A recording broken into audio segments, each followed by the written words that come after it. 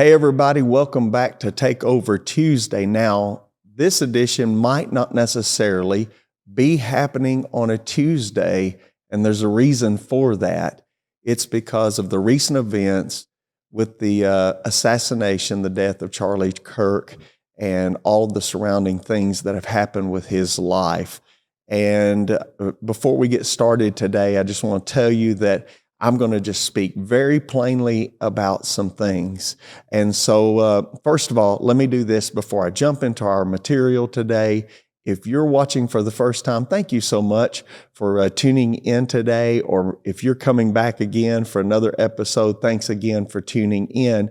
Now, I look at all of our statistics and I notice that many of you have yet to subscribe. We need you to subscribe. That helps us, and it also helps us know the audience that we're reaching. And if this is your first time to ever be at a TakeOver Tuesday podcast, you just need to know it's a face-to-face, real, authentic, eyeball-to-eyeball talk between leaders who are trying to navigate this crazy world that we live in and figure out how to lead in the capacity that God has created us to lead in. So thank you so much for being here today. And again, as I told you, normally we always post these on Tuesday, but this might be airing on a different day because of it's such an important time. And I really felt pressed by the Spirit of God to talk to all of you leaders about something that has been burning in my soul since I watched the tragedy unfold several days ago. Let me say in advance, my heart goes out to the Kirk family, his wife, his precious children.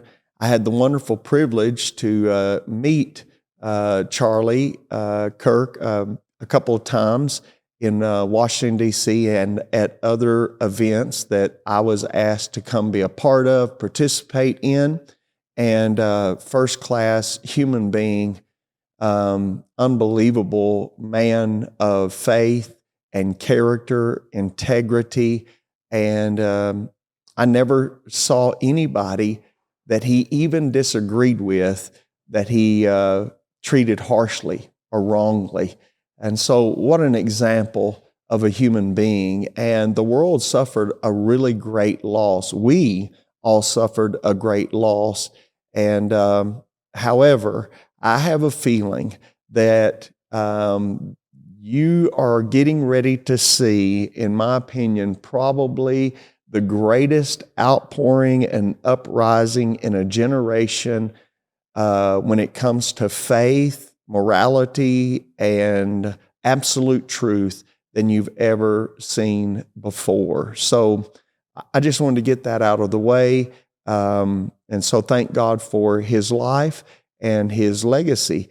It's just beginning. As of filming right now, you know, they just had around 12,000 TPUSA chapters on campuses. And just within a few days of his tragedy, they have swelled to over 38,000 applications to launch chapters all across America and even around the world. And so congratulations, Charlie. Number one, on getting to meet Jesus face to face because of your faith. But more importantly, congratulations on a life well lived. We honor you. I want to just break down and share my heart with you for the next few minutes, and we might do this over the course of a couple episodes, and I'll just air them back to back for a few days. I told our staff there are moments in history. I'm 55, and you know, I've lived through a few moments in history where I've watched opportunities for leaders to catch waves of momentum to move things in a good direction. And usually they always come on the heels of some kind of tragedy. no pun intended here, but usually it's a turning point for a nation or a group of people or an organization. And I believe that we're in one of those moments. I told our staff that right now, the biggest thing I want to make every leader aware of is the price for truth. And I'm going to speak very frankly and real with you. I've been preaching the gospel for 36 years, actually more than that. I started when I was 12, but started pastoring about 36 years ago.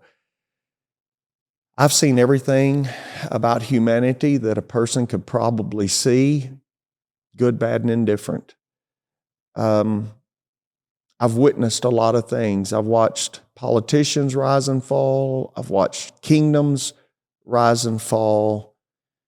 But there's one thing that has remained the same no matter what the cultural shift has been, the chaos.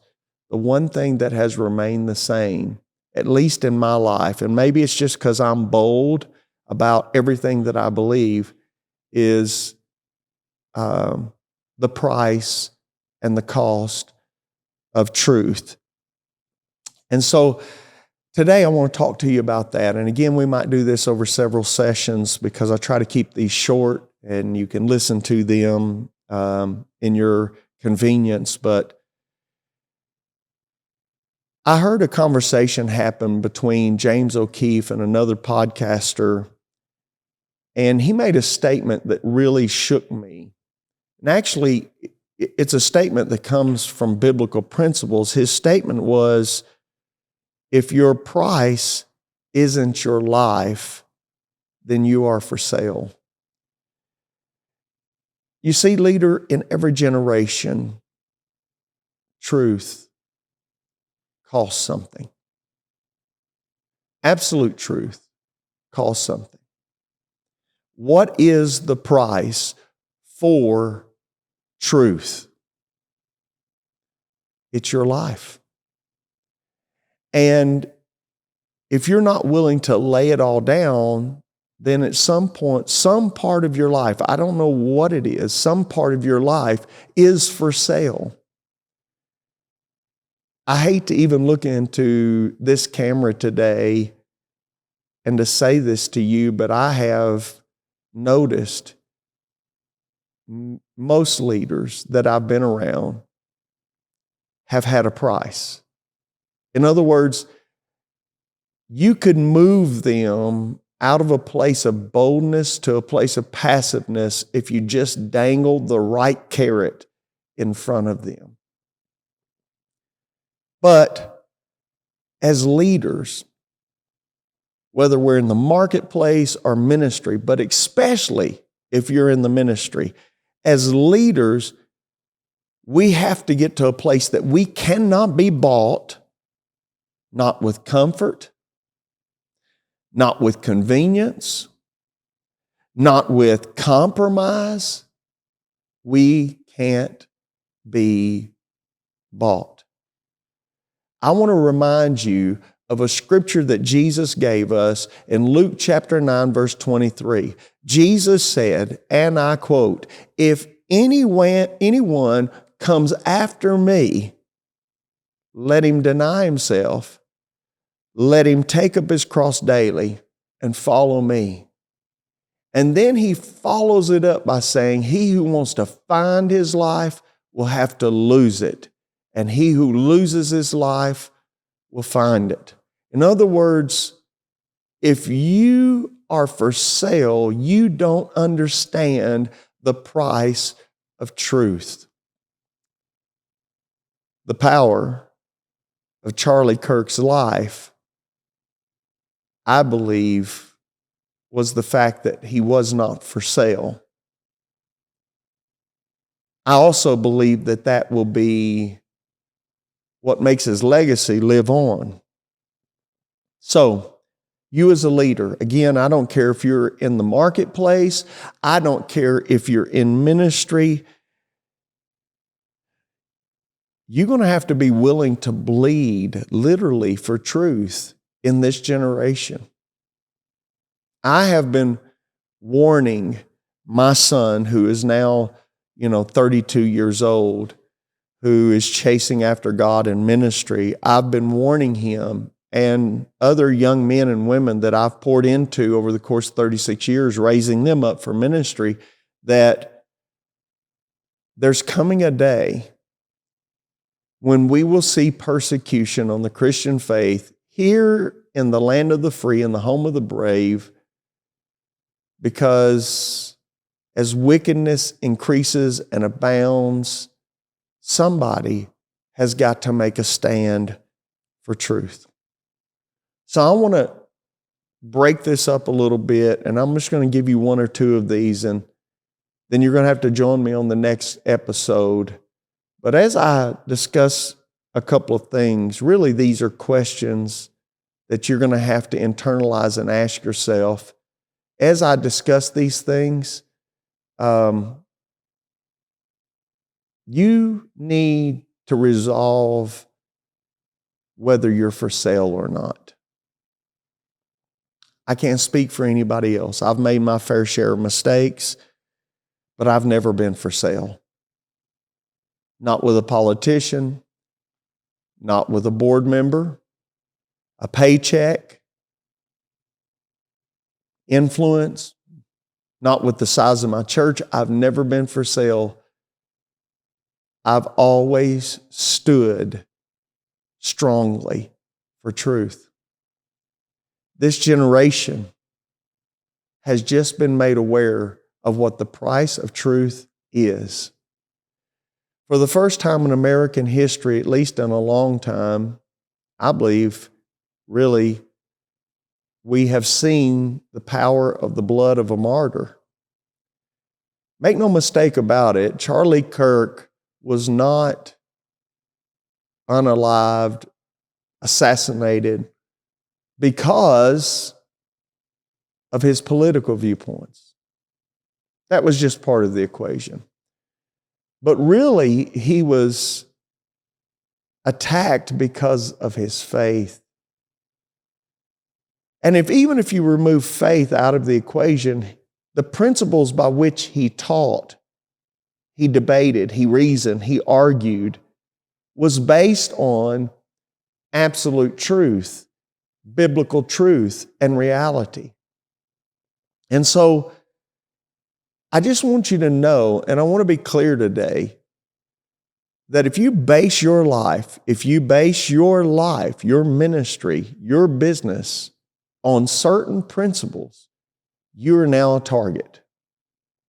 As I film this right now, I was made aware just a day and a half ago as we helped host a vigil for Charlie Kirk in our city, that now the Sheriff's Department, Police Department, and even the FBI are involved in my city about concerning threats being made about me, my church, and other leaders who were part of that event.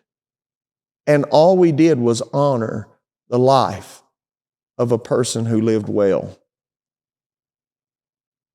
This is reality. This is where we are in this generation. And I really believe that we've got to resolve within our hearts whether or not we're going to be a Stephen if need be.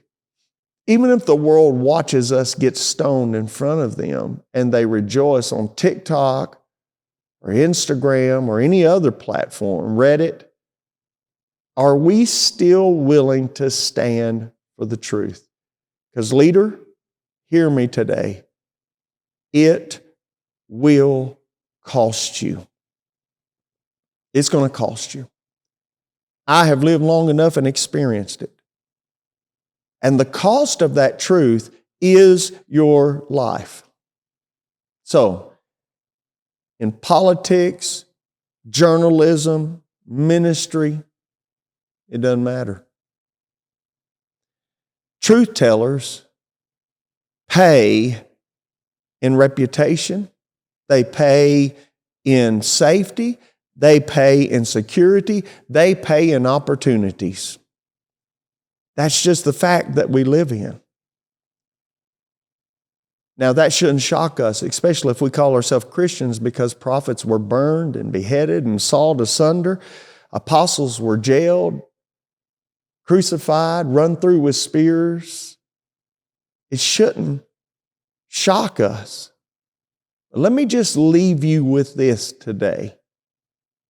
If you want to lead, please, for the love of God, settle the cost right now. Don't wait until your moment of testing comes. Settle the cost in your heart right now. Because if you don't predetermine your price, I promise you that the enemy will name one for you. I can just say for me, I'm not for sale. I'm going to have to jump to the next episode to give you another principle, but whatever you do, don't miss it. Help me today by liking, subscribing, more importantly, share this with your friends and family, especially some other leaders. Let's change our mindset. Let's actually make a stand. This is our moment in history. I'll see you next time.